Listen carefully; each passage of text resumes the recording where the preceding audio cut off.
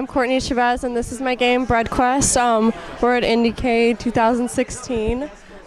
Breadquest is an 8-bit retro walk-around shooter where you shoot croissants at people and your enemies in order to walk around the restaurant and collect 3 special items.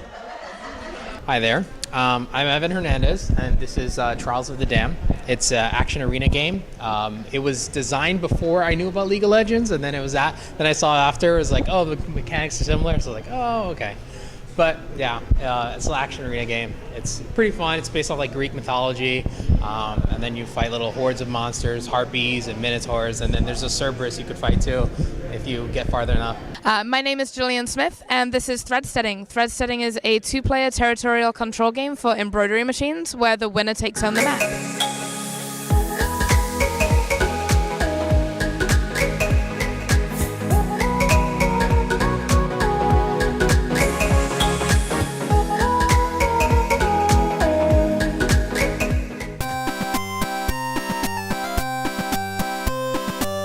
It's because of the place where I worked when I was in the food industry. It was a bakery/restaurant, and it looks very similar. So if you've ever been to one, you can probably guess by playing the game. Something's flying at you. Yeah, they're like evil muffins and bagels and an evil manager.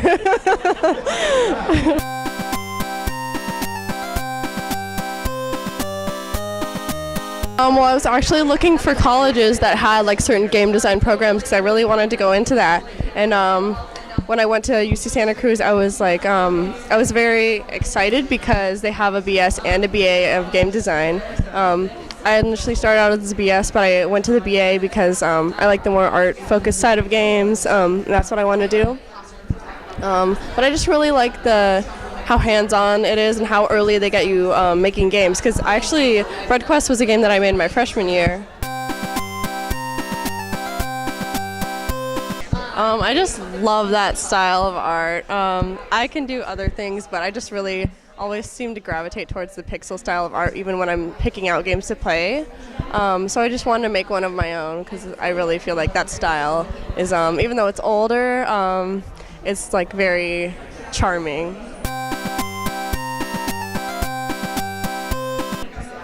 My favorite games, I have a lot of favorite games, but I always liked the Nintendo games, so I guess I wanted to make something more lighthearted.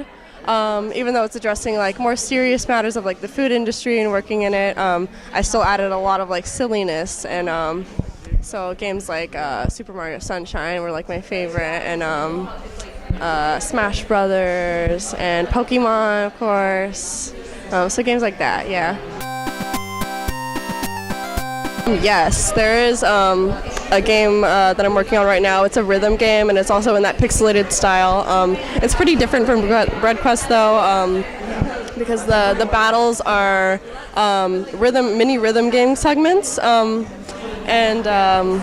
it's a collaborative project, and it's being worked on for its second year in the Game Design Collaboration Club at UCSC.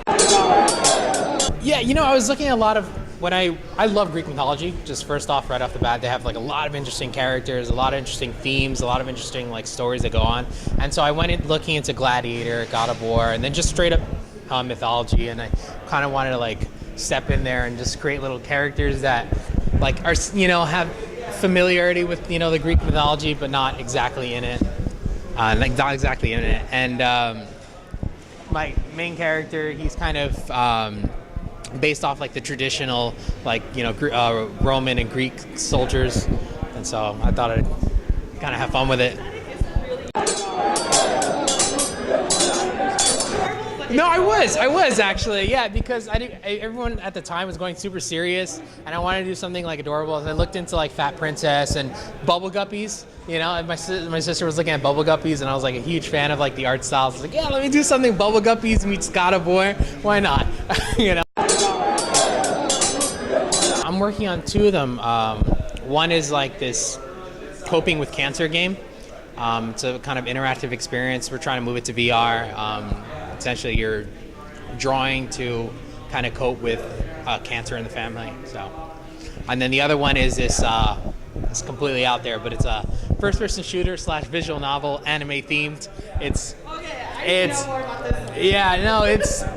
you're fighting Roman gods here, and you're in Tokyo, and things are going really chaotic, and you have like this god companion. You guys are like fighting some pretty zany stuff. There's like transformations, and yeah, it gets pretty out there. I'm pretty excited about that. I'm hopefully to run a Kickstarter soon.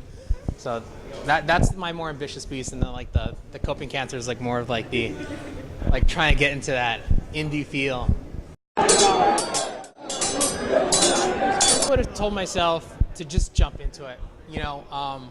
I was really hesitant before I started schooling. To maybe I don't know too much. I would have just told myself, jump right in it, just do what you can, because that is really the key. You become better with practice. Like your first stuff is going to be garbage, guaranteed. And then the more you practice at it, the more you program, the more you do art, it'll do wonders for you. Trust me.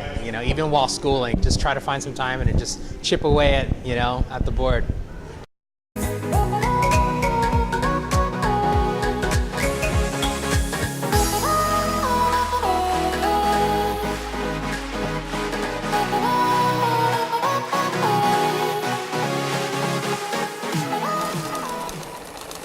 So we're inspired by a lot of things.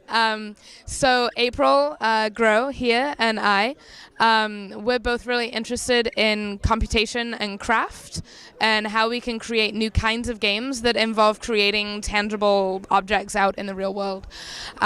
So we're inspired by that. We're inspired by sort of the history of sewing and sewing machines, and how sewing is often about sort of telling a story. And so we have a game here where the story that sort of unfolds as you're moving around and exploring the map is something that you can actually see in the physical artifact when it's done and you've got like a finished crafted piece.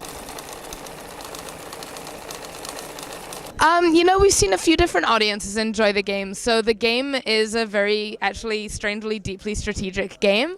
And so we get a lot of strategy gamers who are really into like trying to figure out, and they go like really cutthroat, like trying to figure out like how to maximize to get the most spaces that they can.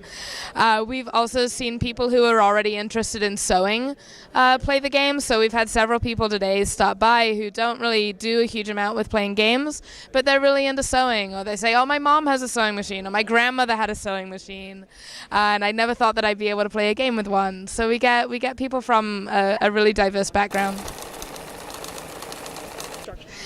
In terms of constructing the game, definitely the hardest part was reverse engineering the machine. So this was actually originally designed for a computerized long arm quilting machine. Long arm quilting machine is kind of like a big sewing machine, but the needle moves over the fabric, and the sewing bed is 10 feet wide by 3 feet deep. And we spent a lot of time, so there's 6 people on our team, and 3 of the people on the team were spending all of their time trying to figure out how to actually reverse engineer it so that we could send our own commands to the machine instead of needing to go through their software. I think what I wish we'd thought about more before, and what we'll be thinking about moving forward, is sort of what the constraints of the material actually are. So a lot of this game was really designed around what the machine is capable of doing. We had a lot of ideas about what we thought we would want to do, but then we're like, wait, when you're sewing, you can really only sew one continuous line, because if you stop and start, then the thread starts to tangle, and all kinds of things can go wrong.